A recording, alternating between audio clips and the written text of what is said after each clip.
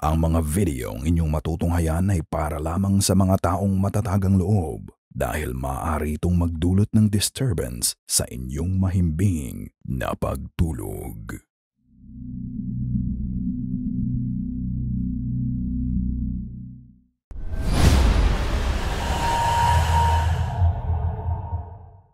Top 5 Ghosts Caught on Tape. Scream of Terror.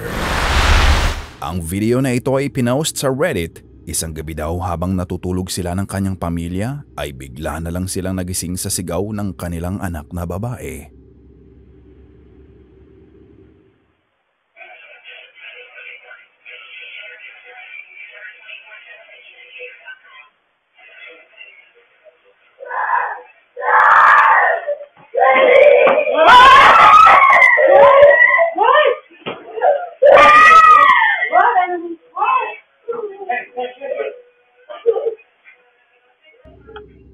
Maririnig ang takot sa sigaw ng kanilang anak. Ayon sa bata, bigla na lang daw umano bumukas ang radio alarm nito at may nakita din daw itong dark figure.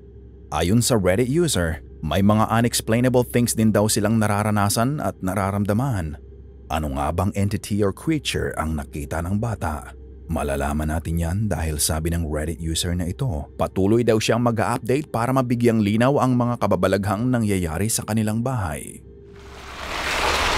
Black Mist. Ang susunod na video na inyong mapapanood ay galing sa TikTok user na Slam Muri. Matagal nang uploader ng kababalaghang nangyayari sa kanyang alleged haunted house ang TikTok user na ito. Lagi niyang binivideohan ang bawat paranormal activity na kanyang nararanasan at sa ilang video makikita ang isang black mist na lumilitaw at nawawala na parang usok. Panooring mabuti. Following is a clip from a live stream earlier this year. You can kind of see just how high up that door actually is if you're on the bottom floor. Yeah, you're looking at 10 plus 8. You're looking at least 18 feet from your feet coming down. Where the fuck? Ang video na ito ay isang live stream at nung bumaba ang camera niya, kapansin-pansin ang black mist na lumitaw na nag-glide pakaliwa. Although medyo may kadiliman ang room na kanyang finifilm, kitang-kita pa rin ang black entity na ito na gusto yatang makasama sa live stream. Ito ay isa lamang sa mga instances na nagpakita ang black mist na ito. I'm trying to find this question that keeps popping up.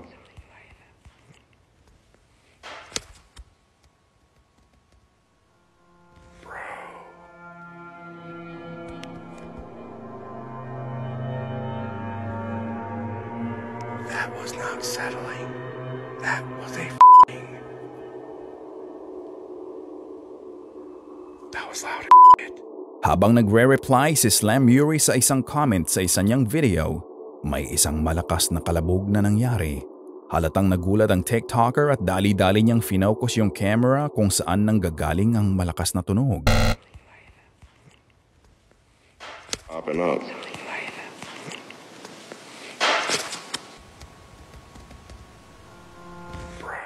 Ang black mist nga bang ito ang main culprit sa mga paranormal activity na nangyayari sa haunted house niya? Dito naman sa video na ipinost sa YouTube channel na Todo Amil, makikita ang isang pamilya o isang grupo na magkakaibigan ng nakatambay sa isang local cemetery. Nagpasya ang isa sa kanila na mag-video randomly. Siguro nagbabaka sakali na may makuha siyang multo sa camera. Although blurry and low quality, nagtagumpay ang cameraman sa kanyang goal nang may mahagip ang kanyang camera na something inhuman.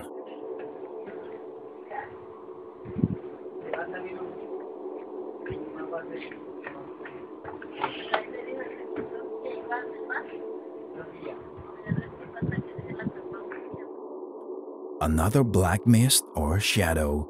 Ang cameraman ay halatang walang kamalay-malay sa na-capture niyang footage at napansin lamang ito afterwards.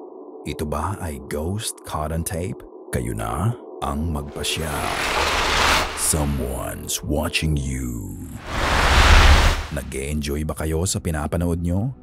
Leave a like. Ang susunod na video na inyong mapapanood ay another TikTok entry, but unlike the previous one, It's not about dark figures or dark mist. Ang video na ito ay nasa number 3 dahil ito ay just straight up creepy. May isang TikTok user na nagngangalang Justin at siya ay may di inaasahang na-capture sa kanyang camera. Ipinost niya ito sa kanyang TikTok account na mrfender76 and it made his viewers feel chills. Sa isang video na ipinost ni Justin kung saan siya ay nag-install ng LED reverse light, may isang commenter na nag-request na ipakita niya kung gaano ito kaliwanag. Justin saw the comment at pinakita niya ang liwanag ng kanyang reverse lights. Kaso, things took a dark turn. Sapagkat nung binuksan niya yung ilaw, may na-capture siyang something very unsettling. I'll show you what the stock reverse lights look like, and then I'm going to uncover them and show you what the added reverse lights look like. These are the stock reverse lights. Literally can't see anything. And these are the ones I just installed.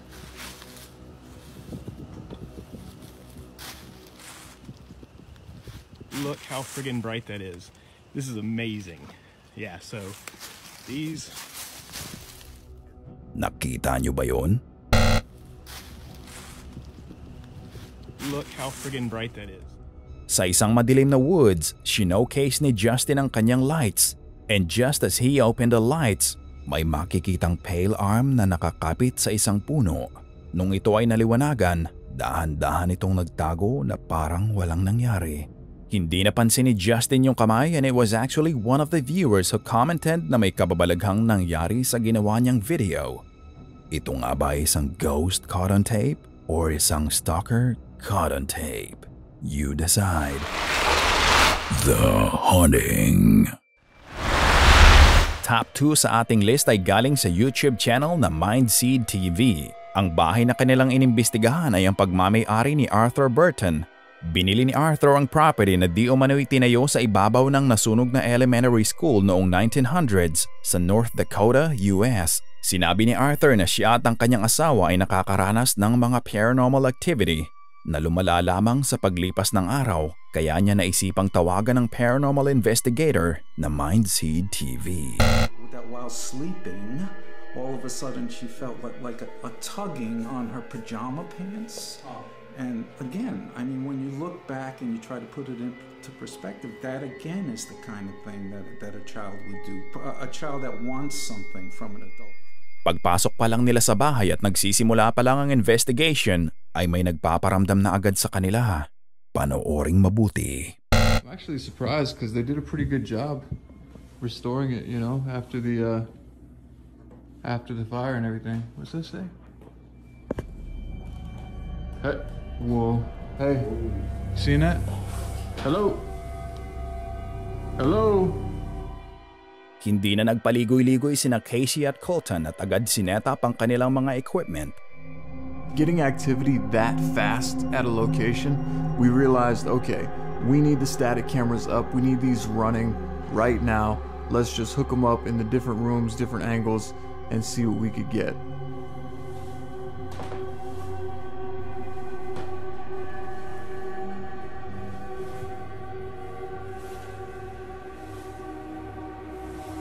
Hello?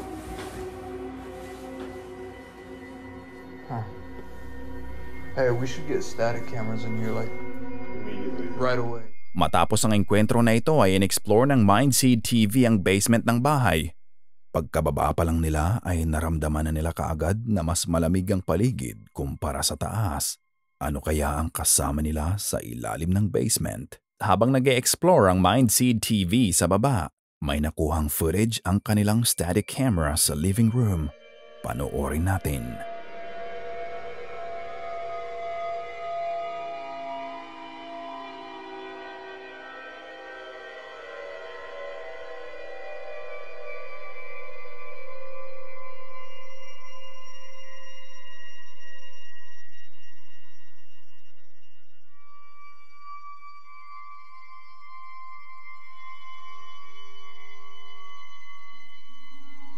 Makikita na bigla na lang gumalaw ang isang wooden horse toy sa taas ng cabinet.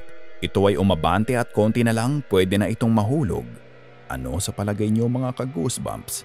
Ang entity kaya na ito ang dahilan ng paggalaw ng horse toy? O baka may iba pang entity na hindi na-capture ng camera. Ang Mindseed TV team ay nag-conduct ng isa pang test sa basement kung saan nakarinig sila ng heavy breathing. If you could just come to us and speak clearly into this. What are you hearing? Like breathing. It's weird. From where? Can you hear it? No. You can't hear it? I couldn't hear it with my own ears, but when Casey handed me the headphones, the only way I can describe it is it sounded like panting, like a rabid dog or something. Like a rabid dog. Ano nga bang klase ng entity ang naninirahan sa bahay na ito? Espiritu ba? O di kaya isang demonic being na? Well, ang kasagutan sa tanong na yan ay masasagot na ata sapagkat nung na-review ng Mindseed TV ang kanilang recordings, may na-capture silang something na talaga namang tumakot sa kanila. Hey, we should get static.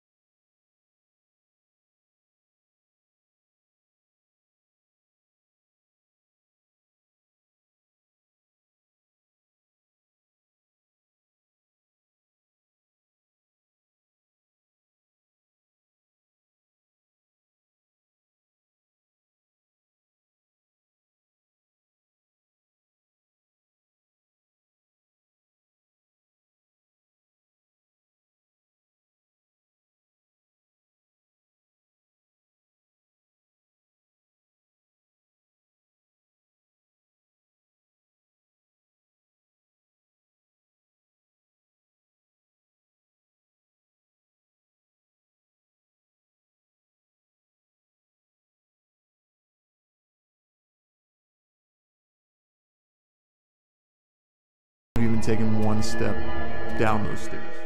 Ano sa tingin niyo ang entity na ito? Let us know what you think sa comment section. The Wells Residence. Si Tommy Wells ay matagal nang nakakaramdam ng paranormal activity. Siya daw umano ay isang paranormal magnet at kahit ilang beses na siyang lumipat, hindi pa rin niya matakasan ang dark being na laging nakasunod sa kanya.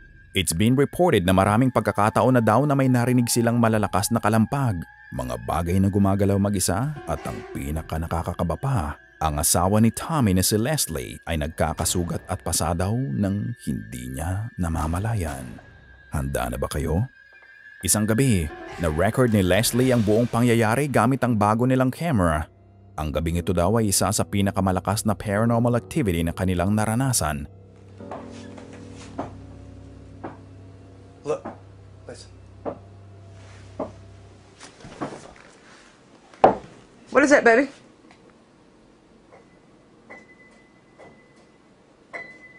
God damn, we ain't going. Oh, shit.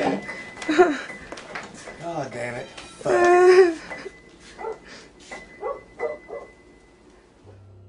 Hindi lang yan ang nangyari sapagkat mula sa paghina ng tubig at pag-malfunction din ng microwave, tila humihingi ng atensyon ng paranormal being na ito. Ito ay sinubukang komprontahin ni Tommy pero mukhang ito ay na-provoke lamang. Ain't nobody. What is... What is that? Tommy? What the What is that, Tommy? Cut to another day. Si Tommy at ang kanyang pamilya ay nasa kusina upang i-celebrate ang birthday ng kanilang anak na babae. Kasama nila sa kitchen ang kanilang mga relatives at pagkatapos nilang magkantahan at mag-serve ng cake, biglang may dumating na invisible, uninvited guest. Did you like your bicycle and stuff you got for your birthday? Oh my God, Tommy, it's gonna start again. Oh my God, damn. It ain't gotta mess everything up. It's gonna mess this up for everybody now. Come on, sissy. Come on, baby, come on. I don't know what's gonna happen. Come on. It's ridiculous. Hey, I'm sorry, baby. Seems like it's messing everything in 4 seconds. It's okay. It'll be all right. God, okay. We should have had this at Jerry's house. Okay, it might not It's do just anything else, okay? this stuff is starting again. You're all right. I'm sorry, sweetie. You okay? I'm so sorry.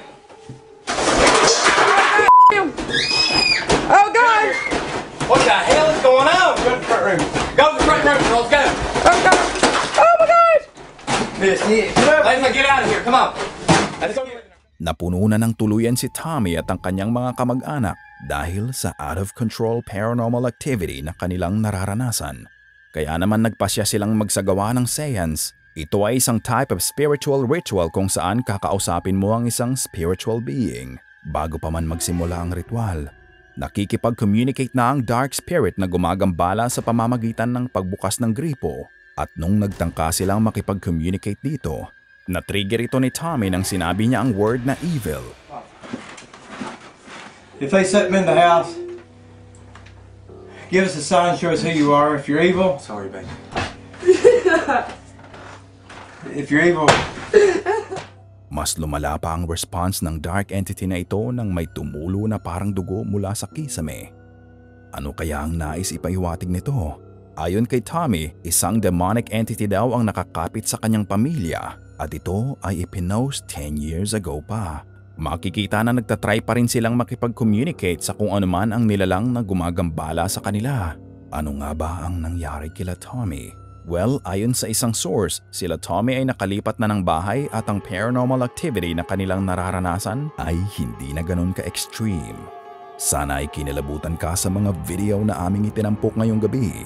Kung may nais kang ibahagi ay bukas ang aming email na goosebumpstopstories@gmail.com at Facebook page. Check out our TikTok page na din at Goosebumps Top 5. At kung hindi ka pa nakasubscribe at nakalike sa channel at video na ito, gawin mo na kung nais mong walang nilalang na bumisita sa'yo mamayang gabi.